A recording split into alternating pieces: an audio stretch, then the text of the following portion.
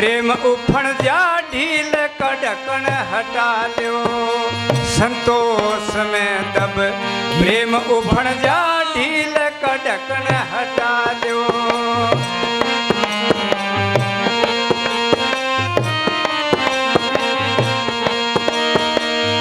ज्ञान की अग्नि जलाने से सिमरण की भट्टी चढ़ा लो जल जाएंगे कर में खराब पीले मारी सुरता शब्द की सही शराब पीले मारी सुरता शब्द की सही शराब शब्द की सही शराब सुरता शब्द की सही शराब पीले मारी सुरता शब्द की सही शराब।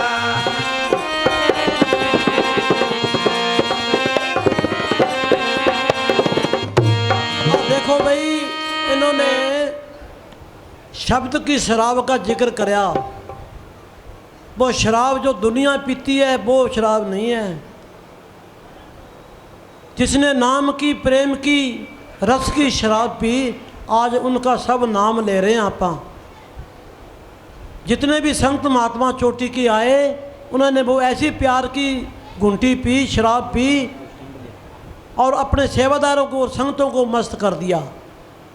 तो हमारे पूजा परम संत मैनेजर साहब जी कई बारी फरमाया करते थे, पंजाब में जाते तो उस हिसाब का करते। तो एक बार सत्संग में कहने लगे, गुरु गोविंद सिंह महाराज की टाइम की बात है, वह बोला पंछी बोले साधु आया करते थे, बोले प्रेमी आए। एक बोला प्रेमी आया भाई बेला जिसका नाम था कि भाई की कम जानते हैं कि जी कुछ नहीं जानता, पढ़े लिखा है कि बाबा जी मैं तो अनपढ़ा, तो क्या सेवा करेगा कि बाबा जी हुक्म करो। तो डंगरों का गोबर उठा दिया करूँगा, चारा डाल दिया करूँगा, पानी पिला दिया करूँगा, खरखरा कर दिया करूँगा। तो मैनेजर साहब भी कहते थे लंगर की सेवा और डंगरों की सेवा बहुत सबसे ऊंची सेवा है। डंगरों में आदमी जो है डंगरों वर्गा बनना पड़ता है, पशुओं का रूप बनना पड़ता है, गोबर माटी में लिपटना पड़ता है, डंगरों की सेवा फेर होती है। जो लंगर वाला आदमी होता है हर एक आदमी की लानत खानी पड़ती है। कोई कहता है चाय में मीठा नहीं, कोई कहता है नून में नून सब्जी में नहीं है।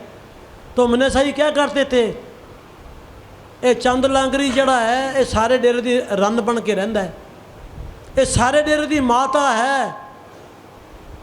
कितने आदमी आते थे, कोई कहता दूध दो, कोई कहता चाह दो, कोई कहता कुछ दो, तो चलता रहता था। तो वो संतों की रहमत थी। तो भाई बेले को पूछा कुछ पढ़ा कि नहीं जी, कि चलो हम आपको कुछ लाइन बता दिया करेंगे, कुछ तुक बता दिया करेंगे। तो महाराज जी एक तुक रोज़ बता दिया करें, भगत बेले को याद कर लिया करें। एक दिन महाराज जी श्री गोविंद सिंह महाराज जी अपने कहीं बाहर जा रहे थे, जल्दी थी, तो बाज के गया कि बाबा जी कोई तुक तो बता जाओ। तो गुरु साहब कहने लगे वाह भाई बेला वक्त ना पछाड़े बेला, इसका मतलब जल्दी थी संतों को। इतना कह के चले गए। तो वहाँ पर बेला नाम तब पड़ा है कि वाह भाई बेला वक्त पछाड़े ना बेला।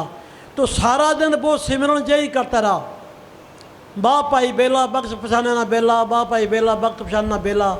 तो हमारे वर्गे जो काफ़ी जो और लोग थे ज्ञानी ध्यानी जो पढ़े लिखे थे, बड़े कीर्तन करने वाले, वो सारे मजाका करे भी ये कमला पता नहीं क्या बक रहा सारा दिन। शाम को जो महाराज जी आए पूछा बाबा जी कुछ बता गए थे कि भी मैं तो कुछ नहीं बताया, कि ये तो यही रटता रहा वाह भाई बेला ना वक्त पछाने बेला। तो महाराज जी ने अपने मुख से वचन फरमाया कि जिसने वक्त बेड़ा नहीं देखा, जिसने वक्त बेड़ा नहीं देखा वो तो खट गया। तो भाई बेले का पर्दा खुल गया। तो ज्ञानी ध्यानी बड़े सड़े भी हम तो कितने कितने ज्ञानी थे, कितना हमारे साथ कितना अपने मुँह जवानी याद है। फिर गुरु साहब ने क्या कहा कि ऐसे करो भी भांग ले आओ, भांग इसको घोटो, खूब घोटो, कि इसकी अब कुर्लियाँ करो। सब ने कुर्लियाँ करी गई। नशा आया कि जी नहीं आया, कि भाई बेला भंग पी गया भाई, आपने कुर्लियाँ कर दी, क्या मतलब भी मेरे वचनों को आपने माना नहीं। इसने मेरा टूटा फूटा जो भी वचन था अपने हृदय में बसा लिया, तो उसका पर्दा खुल गया।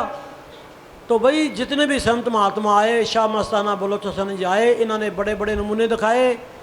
देखो ब्यास में जब आया करते थे सतगुरु की दया से बलोचिस्तान से, उस टाइम तो अपना सारा एक ही था।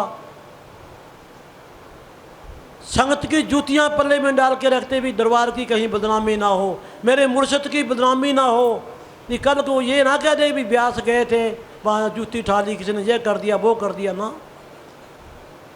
तो बाबा जी मस्ताना जी नाचा करते थे, सेवा करा करते थे, वहाँ से रहमत आई है ब्यास से। तो मस्ताना जी ने 12 साल तक कमाल कर दी। जितने भी साधु रहते थे, मैनेजर साहब जी, रोशन जी महात्मा, नारायण सर महात्मा, जितने भी पुराने साधु, इतनी सेवा करवाई इनसे, भूखे प्यासे रखे, सोने नहीं दिया, दिन रात भक्ति कराई, किसी को कूटना मारना बाहर निकाल देना, बड़े ही नमूने दिखाए। एक बारी मस्ताना जी ने वचन कराया मैनेजर साहब को भी, आज कोई भी आदमी आवे तो अंदर नहीं आन देना।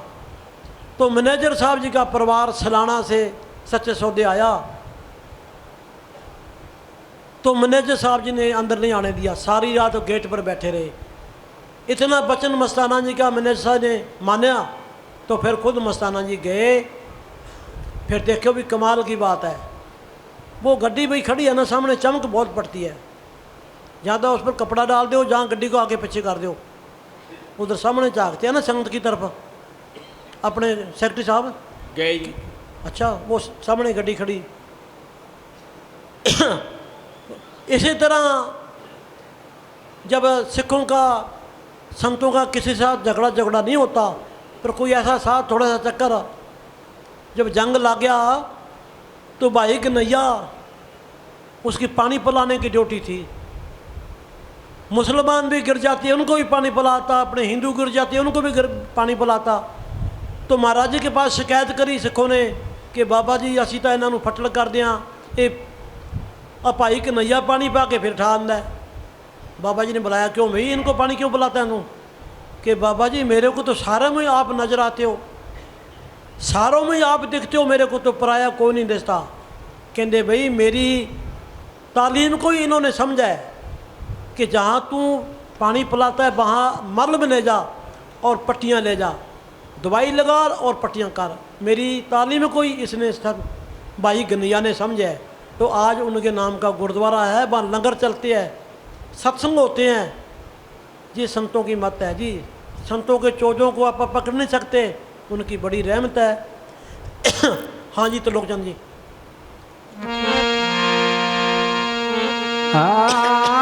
पीले मारी सुरता शब्द